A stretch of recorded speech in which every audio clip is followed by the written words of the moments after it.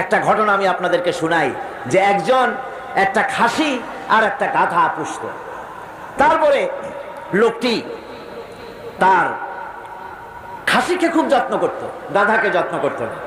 খাসি একদিন গাধাকে বলছে, গাধা তুই তো আসলেই গাধা। গাধা বলছে, তা আমি তো গাধাই, তা আমার এরকম গাল দিয়ে লাভ কি?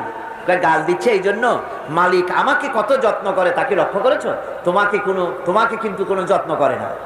বাইরের থেকে আসার সময় একটা থাপ্পড় দেয়, যাওয়ার সময় একটা লাথি দেয়, আর আমার ঘাড়ের উপরে হাত বুলায়, আমাকে গোসল করায়, ভুসি টুসি খাওয়ায়, কত যত্ন করে। গাধা বলছে, আসলে খাসি তোমার এত যত্ন কেন তা কি তুমি জানো? কয় না, তা তো জানি না।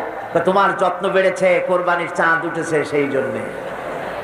এই পৃথিবীতে অন্যায় কাজ করার পরেও যারা নাকি পৃথিবীর বুকে সুখ পায়, শান্তি পায়, কোনো জিনিসের অভাব নাই, নেতৃত্ব আছে, ক্ষমতা আছে, বাড়ি আছে, গাড়ি আছে,